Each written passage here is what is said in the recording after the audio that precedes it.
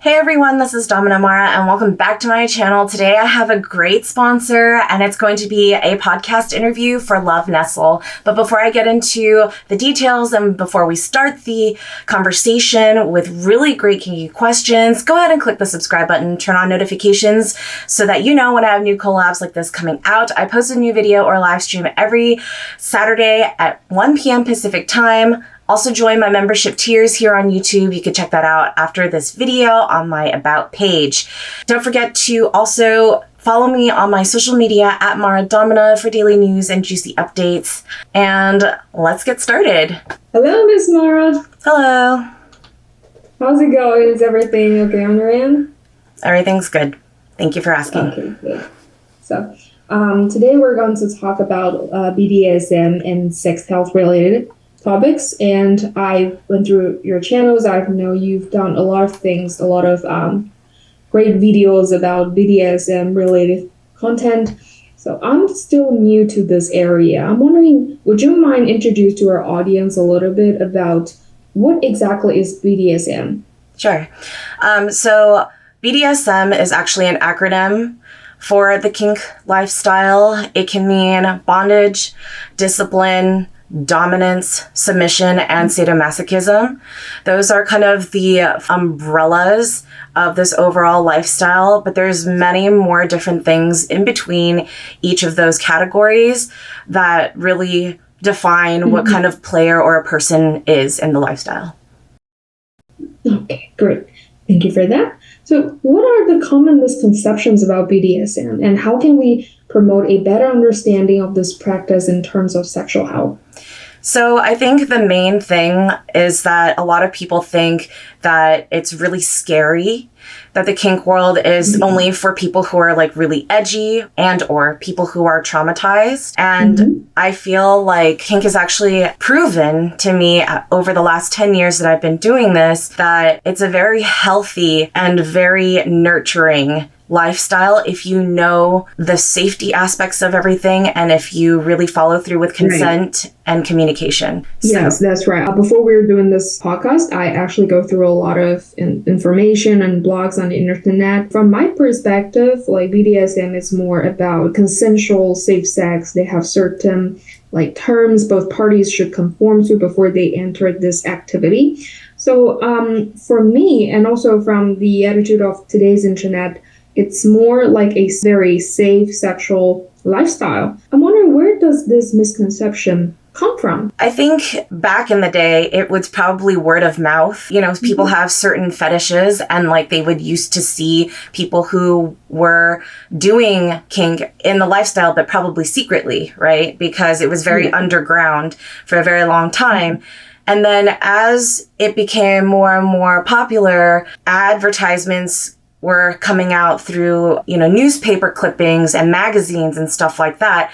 But of course, what's being shown looks dangerous and it looks scary because like they're trying to advertise for this edge play, right? And so I feel like a lot of people see it and they're just like, oh, I would never touch that or I would never do those things. But they're only seeing a certain sliver of what is actually happening behind the scenes. And also that might be the kink for only one person or like a few people.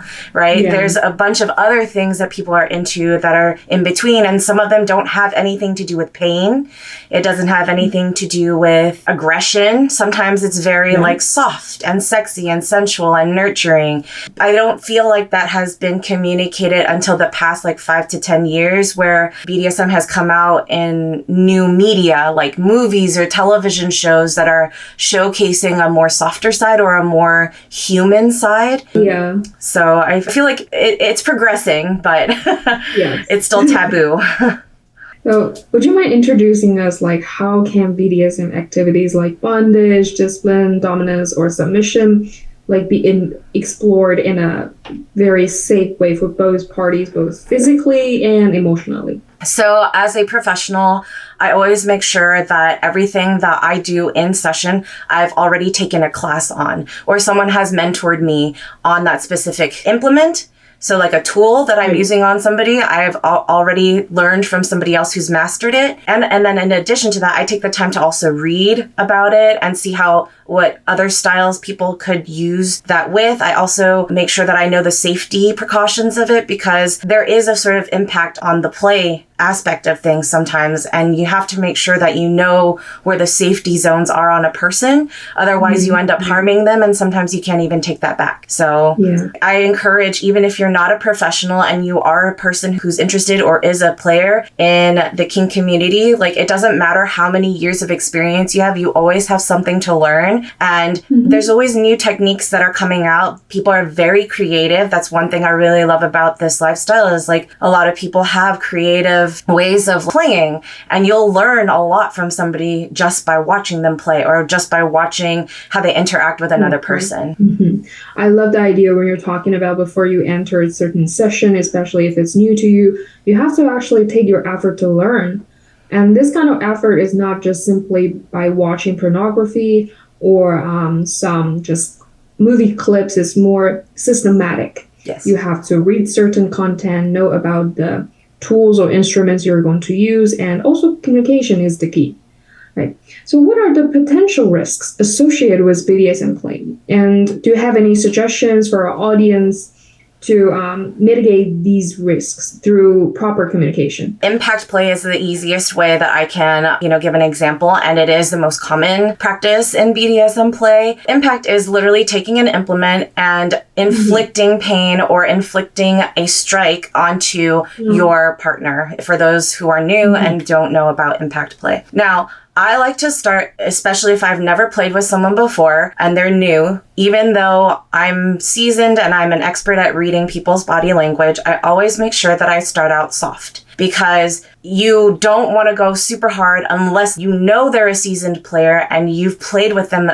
a lot of times, in order for you to be in the mindset like, okay, I know they can take it. And I know they've been practicing this much with me over that course of time, that I know for a fact that they can take that. But even so, I like to tease and I like to start out soft, because you never know what a person's going through.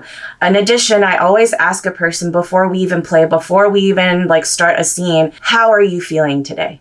Because just asking that simple question tells me they've had a hard week and they can't take a lot. Maybe they're emotionally concerned with things, and so there's a lot going on, and that does affect how they perform in the scene and how I am going to perform in the scene. But if they're having a great week and nothing's wrong and they're, living life and everything's good, then I know okay, maybe we can push today. So having a conversation and communicating that in the beginning is very important to me, and I do it no matter how long I've played with somebody. Even if I saw them the day before, I always ask, because something could have happened overnight. Something could affect them where maybe they even had a dream that is affecting them, and they're like, oh, I'm really worried about this one thing, and I have to, make them comfortable and take them out of the headspace in order for us to play. Right. I think it's very inspiring, especially when you're talking about this whole communication process, because a lot of times people have this misconception about BDSM is because it's sketchy or it's going to exert certain harm on the other party, but it's not the case. It's actually a quite considerate process where you confirm with the other person where's the safety zones, how's your day, how's your week, how's your feelings, and then we decide how to proceed, right? Really quickly, I just want to disclaimer also that not everybody is going to be as educated or as knowledgeable though, and that there is a danger if you don't have somebody that is experienced. You want to see what questions they ask first and how you negotiate in order for you to really accept them being a play partner, even if it's one time, just because, you want to make sure that if you're a bottom or a sub, your life and your body is literally going to be in their hands. And so for you to give that to somebody is a really big deal. And I just want to precaution people, if you're seeing a pro, do your research, make sure that there is a legacy of people. Like if I do shibari or kimbaku, Japanese rope ties, and you can ask me who my teachers were, and you can see where I learned from, so that okay, yeah, this girl really, went and did the thing. I have photos with my teachers, you know what I mean? So just asking a little bit in the beginning and just getting to know the person you're going to play with, whether they are dom or sub or switch, that matters. So Yeah, that's right. Because we just mentioned a lot about communication and boundaries, safety zones. Do you have any suggestions for our audience, especially what are the techniques to establish the boundaries and consent within this BDSM relationships and how these factors would contribute to overall sexual satisfaction? Yeah, I think this is a really great question because I feel like it's all about negotiation. You know, when I just said like asking the questions, some of these questions can also be like, what are you into? What are your fetishes? What turns you on? And understanding the mindset and the psychology of why a person likes a certain thing really can help you increase the pleasure in play or be able to, you know, take it away if it's a punishment and stuff like that. But then you can also ask them, like, is the person even interested in punishment? Because maybe they're not. Maybe the whole dominant side that they want to receive is just like a softer side. Maybe it's not. Maybe it's the opposite. Maybe they just want the pain, right? Because that's how they create an outlet and space for themselves. Like you have to ask these things. You have to ask about limits. What are your hard limits? What are your soft limits? Hard limits, for people who don't know, are limits where it's an absolute no. Like for me, I don't do scat or brown showers. I just don't. I don't like it. I don't think it's hygienic. And it's not something that, you know, you could pay me a lot of money for because I just won't do it. Right. And then soft limits are things where it's like, you're not sure about it. You don't really know much about it. You've never experienced it before, but you would only consider it maybe if you're in the right setting or if it's the right person. And it's like with hesitation. So I feel like really discussing what you're comfortable with and what you think you can take at the time. And then prefacing, because a lot of subs, they want to please, you know, the dominant sometimes, and they're going to say yes to a lot of things. And just being the dominant, being responsible and saying, hey, it's okay if you aren't like super into this, but just let me know, you know, when it is, like raise your hand or like tell me if it's getting too intense for you. And that's what safe words are for too, right? Like people can call out, my safe word is Mercy. Mistress Mercy, like I can't go on with this. I don't feel comfortable. Or maybe I can, but I just need a little time or to take a break. And all of those things are okay. If dominant is a healthy player, they'll understand and they will do the best that they can to make sure that their sub or their bottom is taken care of. That's right. And I love the idea when you're talking about soft limits and those real principles, because I think it's more about a process of identifying yourself. And some people enter this area or this realm without really knowing what exactly is they're into. And I'm wondering, do you have any suggestions or techniques, tips for our audience? How can they navigate their power dynamics throughout this process? Or how can they identify whether they're a sub or dom or a switch? So I'm actually going to plug my YouTube channel for a second, just because I started the YouTube channel based on my previous experiences, and I have a couple playlists dedicated to BDSM education, and it's free. And it talks about power exchange. It talks about what it means to be dominant. It talks about the differences between a submissive, a fetishist, and a bottom. Just knowing and understanding, this is all BDSM 101. And I feel like once you learn the vocabulary of what each of these things are and what they can be for you, you'll kind of have an idea of, okay, I think I'm, you know, a dominant, but I'm not sure if this power exchange thing is working for me. So what I would do is I would go and talk to the person that I'm interested in playing with, tell them my likes, my dislikes, the negotiation part, like I said previously, and then slowly try things out with them, because the whole beauty of this BDSM world is that it's very gradual and you can go at your own pace. You can start out as slow or as little as you want and then increase from there. People will change. People will grow. People will learn to love things. People will learn to drop things because they are not into it anymore. And that's all okay. And I feel like that comes with how a person is, you know, feeling about their dynamic as well. I think I will always be a dominant person, and I'm not going to say I'm going to promise that, but that is just who I am as a person. And so being a dominant in the BDSM world is just expressing myself as such, if that makes sense. Yes, definitely. I mean, boys and girls, ladies and gentlemen, if you really want to know something about BDSM and enter this realm, remember to watch Miss Mara's video. She's providing us with great content and very educational. And there's also online courses you could take as well. A lot of resources in addition to mine that you can find articles online. There's probably other videos on YouTube as well. So just enjoy the research process. Like the educational process should be fun too. Don't think of it as like, oh, I have to do this. That is like my homework and blah, blah, blah. It's like, no, it should be fun because it's like you're learning and you're, like I said, if you're into what other people are into, it's kind of exciting to see what other people do, right? Or like how they do it or like why they do it because everybody's stories is different. That's right. And I'm wondering, how can individuals, if they want to enter the BDSM activity, how can they make sure they're in a safe setting? How can they make sure everything is set up and the environment is safe? I usually visit a play space before I play there. Or I look at photos online if they're available and I speak with the owners because I want to know, even if the space is beautiful, if I don't like the owner, I would not rent from them. Just because I want to feel good and have good energy going into the play. And if I don't feel good about the interaction I have with the person who owns the space, it's not going to work for me. I also don't necessarily need a play space. Surprisingly, like I know you're like, oh, this is a professional dominatrix, but I don't always need a dungeon. For me, I feel like if I find a place that really inspires me to create something beautiful, I will go for it. I have traveled domestically and internationally, and I have found very beautiful spaces,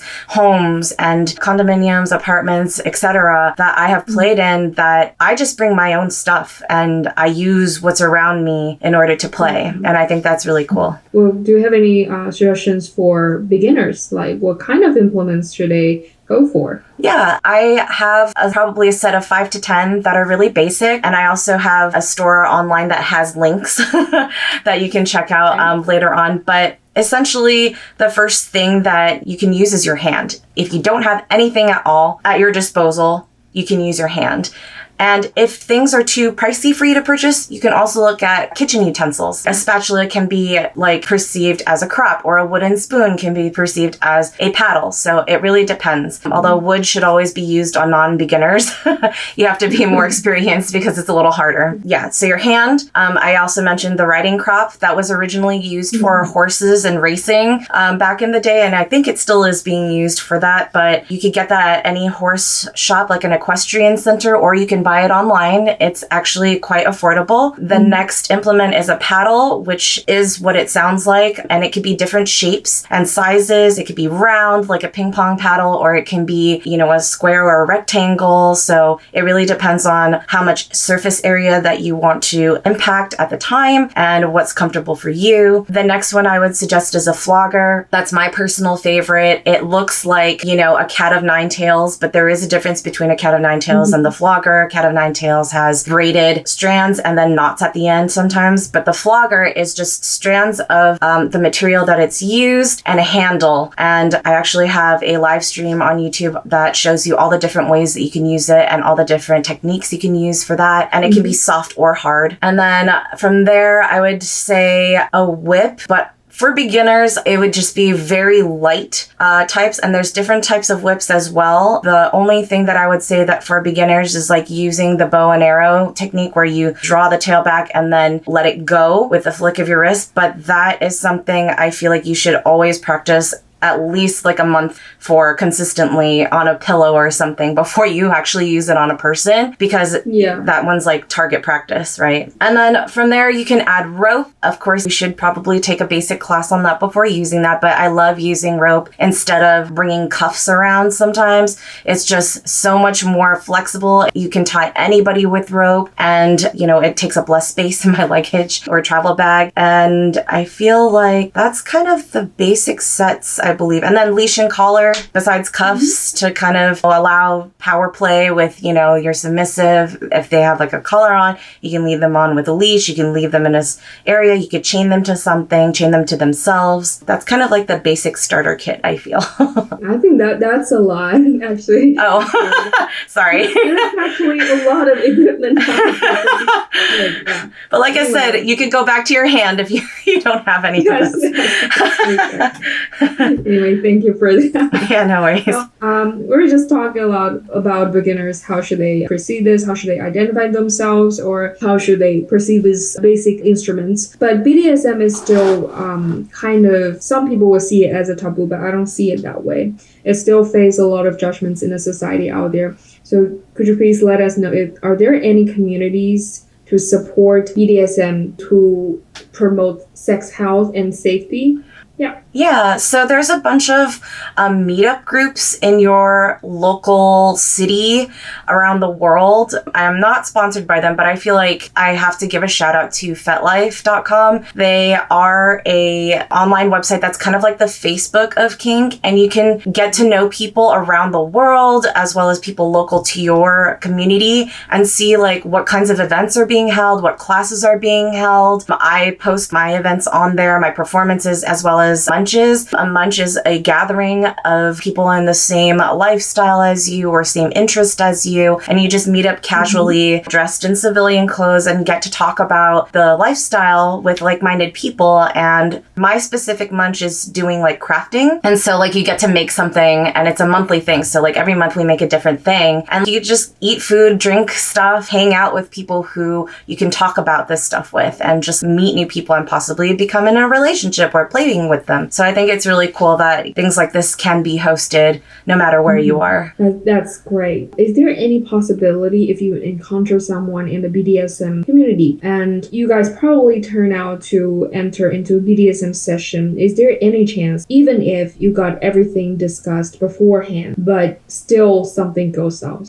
So that has happened to me before. I'm going to be honest. It happened to me early on in my career where, I was starting out and the person wasn't really into what they said they were into because they tried it out with me and they're like, I'm not into this. I'm not really feeling this. And like, we just stopped the session for a second and I talked to them about it and I said, hey, what about it do you not like? And I tried to make them feel comfortable in their environment and have them really tell me what it is that they're not experiencing. Well, if he saw it like, on porn or something and it wasn't how he imagined it, then I can tell him like, hey, well, this isn't a porn scene. It's real life. And this is how I play. And this is how I think and imagine this scene to go as I'm doing it live. If you want to try something different, I'm open to it, if we discuss it and stuff like that. And I feel like being able to sit down and listen to your partner and being able to try things and work it out or like compromise will come up and I feel like you could come to a better understanding of it. I don't get offended if they're just like, it's not for me. I don't want to continue doing that. I'm just like, that's totally okay. Like, let's move on. Let's try something else. And I think I have enough experience now in my repertoire in order to like facilitate other things that is similar to what their interests are and then see if they enjoy that, And a lot of it is trial and error and you have to be okay with that. There's going to be better days where you play and some days where it's not. And you just have to like do the best you can, be the best communicator you can. And then, if it works out, it works out, hopefully. Yeah, I heard people saying that BDSM involves a lot about that may increases the risk of STIs and STDs. How do you think about this opinion? How I practice any form of, penetration, whether it's in my own personal life or not, I always use gloves. And I always use condoms. And if it breaks, I always stop and get a new one. That's very good. For me, like, the reason why I haven't contracted anything, luckily, and none of my utmost priority, I don't want to catch anything. I don't want them to contaminate or catch anything. And that's also why I choose not to do certain things as well. Like, I don't receive oral or penetration. So that I know will keep me clean, But if I am doing that with someone else, I'm protecting the toys. And if the toys are going to be cleaned and used on other people, I want to make sure that toy is not going to be contaminated at any time. So yeah, that's how I do it personally. Right. Exactly. Do you have any suggestions for people to prevent STIs and STDs especially during the BDSM session, for people who regularly engage in BDSM sessions, such as regular checkups and that? 100% should check up if you have multiple partners. Right. And then, as I mentioned, just being aware of who your partners are playing with, making sure everyone is being tested, and not being afraid to say, okay, well, I'm not comfortable playing this month if you haven't gotten checked up yet. Mm-hmm. Again, like, you don't want to have something happen to you and you can't take that back, right? Some STDs are not, curable right now. So most of them are treatable. There are just some that you can't. And, you don't want to be on that other end of having it or living with it for the rest of your life. So I always say, like, if you have multiple partners, be safe, test, use the condoms, try everything that you can to just be clean about everything. That's right. Yeah, that's very important. Safety is definitely always the top one concern for everyone. And as you just mentioned, you have to talk to the other person about the partners that each of you are dealing with, because for that part is very important, because you first have to have this other party that would love to enter this communication with you. For some people, they wouldn't be so open or not available for such kind of communication, and that's a red flag, I believe. Yes, 100%. A lot of people, yes. Yeah. And I think BDSM is more about like a power exchange. But I am wondering, because sexual activity is actually a really important part in terms of building a long-term relationship. How do you think BDSM, this kind of intensive power change, will impact building a long-term relationship? Trust is a huge factor. I feel like once you do something, say you don't have your checkup and you lie, or say you want to be in a exclusive play partner or even just romantic relationship and you lie, you break that trust with somebody and it takes a really long time or never to get that back. And I feel like if you're unable to be honest with yourself about what you want and respect the other person in that same way, you're not going to get that back either. You know how they always say the golden rule, like whatever you put out, it comes back to you, and it's like treat others the way you want to be treated and stuff like that. I think that absolutely is essential in BDSM and sex life, because you are engaging in a very intimate moment and thing and sharing that with another person. And so if you're not able to do all of those communication things, be a responsible person to them, it's not going to work out and it's going to end very badly. That's right. Yeah. Communication, reciprocity is very, very important. Yeah.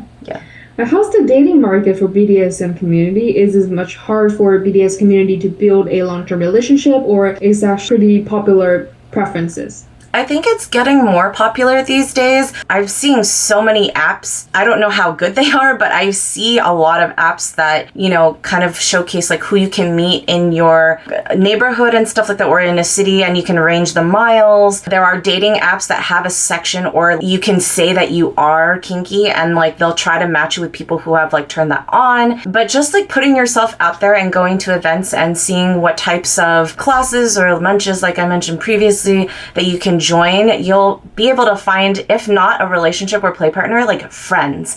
And I feel like friendship is really, really big for support, especially in this type of lifestyle, because romance is great and like you can be friends with whoever you're being romantic and kinky with, but like having a solid friend group, no matter what happens to that relationship, you'll have them. Right. So that means a lot of support, especially when you're experiencing something, right? Yeah. Do you have any suggestions for people who experience psychological or physical trauma in a BDSM session? What kind of help should they seek? I do have a couple of people who were very sensitive that had traumatic bringings, like childhood. And the reason why they came to me is because they wanted to basically grow up with me as their mommy figure. And this wasn't sexual at all. This was just about them being able to process what they had gone through as a child, and then with somebody that they chose to be safe with. So even though I'm not their biological mother, I'm not related to them in any way, I am not a mother, I am taking the role of somebody who's going to be able to nurture them and make them okay mentally, emotionally, spiritually with what happened to them in the past. And I think that's super powerful. I think that's so cool that I could do that, you know? Therapeutic, and it's very surprising that BDSM can actually be a healing process. Yeah, and I believe sometimes childhood experiences or early memories will be a very important factors in terms of the preferences over BDSM community. And I believe sometimes as a very, very responsible dom like you would definitely be very helpful, not only as a play partner but also as a friend. And also, say it's not traumatic in that sense where it's like a childhood trauma. Maybe they had a bad dom beforehand, right? Yeah. And they're coming to me and they have like triggers. I have to be aware that they're coming from somebody that anything that I can do in this certain way can trigger them. And so I just have to be extra careful or like check in with them maybe a little bit more in the beginning and make sure that they're okay with what's happening and that they're, you know, comfortable, you know, emotionally comfortable, and that they are able to be in a healthy mindset while they're with me. That's right, exactly. Yeah, because I've had to stop sessions before when both were not okay. But, you know, if I sit with them and if I tell them everything's okay and just give them like physical attention or have them have water, take a second, go outside, take a breath of fresh air, anything to kind of like cleanse the mind of what had happened previously, all of that helps. Yeah, that's right. I think that's great for you've been doing. But also it's very important if you experience any times of psychological trauma in terms of BDSM or even just your early childhood, remember to seek for professional help. Yes. It's very important. I'm not a licensed therapist, and so if there are traumas that you have had in the past, like I'm only one facet of your life that can potentially help you, but I'm not the source of your healing of the actual damage that has happened. That's great. Well, time's up. It's such a pity that we have to end here. Thank you so much, Ms. Mara. You've been providing us with such educational content about BDSM. I have to say is revolutionary for me because for me, BDSM used to be something really mysterious, sometimes even sketchy, because the only scenarios we can see on our internet is something like using a whip or a spatula, you know, trying to torture the other partner. But it turns out from what you've been talking about, it's not the case. It's actually a really therapeutic healing process and sometimes be very helpful and offer a lot of support to the other party's life. Again, disclaimer, not everyone is like that, but I hope for the most part they are, or that they're trying and working towards that. It actually can be a smooth and gentle process. Yeah. As you said, the beauty of BDSM is the gradual process. So definitely identify yourself, trying to find the right person. At least he or she should be emotionally available, and definitely safety is always the top one concern. So I'm so grateful that we can have this conversation, and thank you for coming, Ms. Mara. Thank you for having me. All right, everyone, that is all I have for you today. If you like this video, give it a thumbs up, share it so that other people can learn more about Love Nestle and their podcast and them promoting the positive side to kink and BDSM. Click the subscribe button, turn on notifications so that you know when I have new content out. And until next time, keep it kinky, everyone.